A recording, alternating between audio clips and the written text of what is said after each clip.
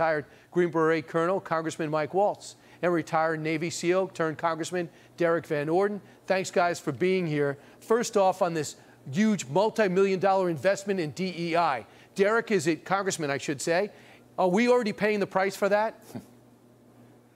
Brian, we are. And I want to put this into perspective for people. Over 6 years, the Biden administration wants to spend $280 million on DEI initiatives, which are something people should be doing already. You just treat people with respect in uniform and out of uniform. I never recall asking anybody what political party they were affiliated with or what their sexual proclivities were. We're in the military. We're there to fight. But if you look at the standing of the United States military across the globe right now, we're being mocked because the leadership in the Pentagon, and it's led by Joe Biden, has led us down a road where we have actually decreased our lethality, and that's made the world a more dangerous place. Congressman, on top of that, the DEI approach and trying to get recruits in, is it making it harder to keep people in? And is it harder to get people in? Does that have a lot to do with the numbers? Look, you can have the most capable military in the world, but if our enemies don't believe it is lethal and focused on defeating them, and they don't believe you have a commander-in-chief that's going to unleash them, then that's one of the reasons you see the world on fire. Derrick and I served together in Afghanistan. We were on missions together. Never once were we counting how many Hispanics, African Americans, Jewish, Christian, race, religion, any of that in the black helicopter in the middle of the night. We were focused on mission. We were focused on putting bullets on foreheads of the bad guys and defending this great nation. And that's where we have to get our military leadership. This isn't the soldiers. This is the political leaders in our Pentagon that are literally putting out goals like having a carbon neutral army, renaming bases, getting them on Chinese-made solar panels, rather than dealing with the recruiting crisis, the fact that our submarines don't work, or that many of our barracks are full of mold and feces.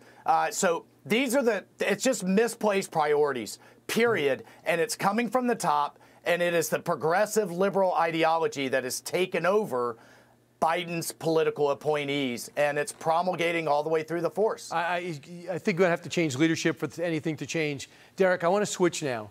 And if we can, talk about building our military-industrial complex that everyone feared.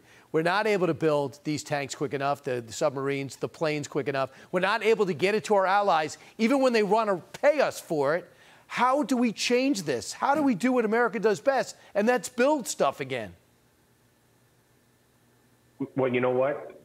You do what President Trump said years ago. You bring manufacturing back to the United States of America. That's what needs to happen. We do need to invest in this. The world is becoming a much more dangerous place, and if we can't defend ourselves and help our allies defend themselves, then we're just going to spiral down into a global conflagration and have World War III going on. Yeah. So yes, am I a big government guy? Absolutely not. But do we need to invest in our military-industrial complex again? Yes, we do. Yep. Because as the good colonel said, when people don't understand or take the threat of the United States military first and foremost, then they actually want to get engaged in combat. We have to understand that the goal of war is peace, and the best way to win a war is to never get involved in it to begin with. I'm a little worried, Congressman Waltz, that we don't see the merit in helping Ukraine beat Russia and get them the weapons that they need. How do we do that when most of the burden is on our shoulders and our allies are telling us more and more to do it on our own? How should we handle that request? Well, Brian, first we need a strategy, and that has to come from the White House. What does success look like? What's the strategy to achieve it? And are we giving the Ukrainians exactly what they need to win? We don't need to be paying their teachers or first responders as humanitarian aid. We need to give them what they need to win. What's so frustrating is you're seeing Iran now providing missiles, drones, and all kinds of equipment to Russia to use in Ukraine.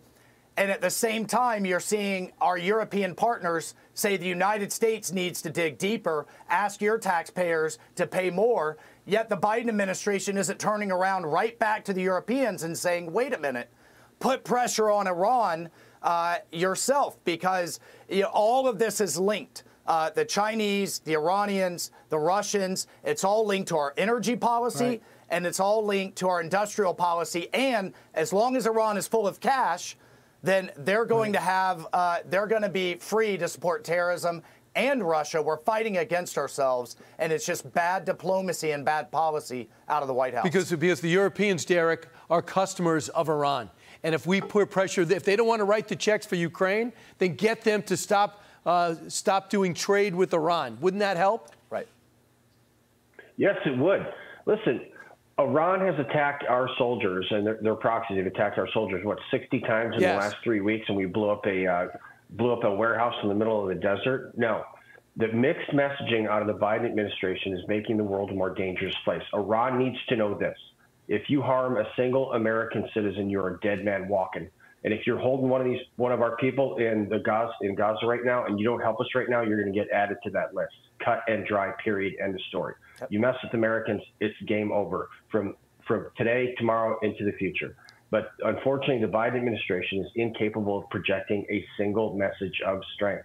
Half the problem with public relations stuff and the money going to Ukraine is that they just fumbled their way through this. They don't explain. You have to have a goal. In order to attain the goal, you need to get funds. If we don't know what the goal is, how do we know what level to fund you for? Congressman, it's amateur hour in the White House. And Congressman, exit question.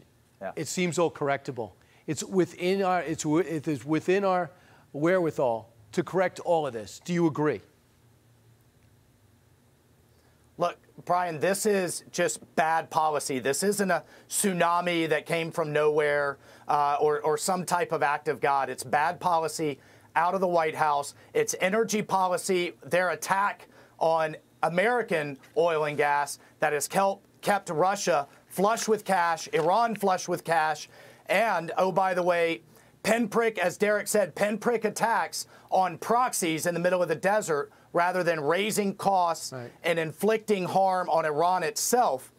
At the end of the day, that has not deterred anyone.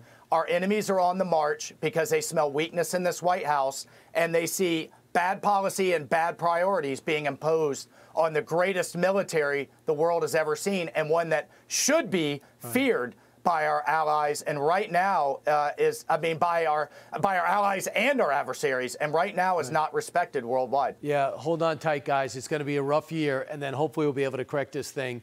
Thanks for fighting our wars and now fighting for us in Washington, Congressman Mike Waltz, Derrick Van Orden. Congressman, thanks so much, guys. Hey, Sean Hannity here. Hey, click here to subscribe to Fox News YouTube page and catch our hottest interviews and most compelling analysis. You will not get it anywhere else.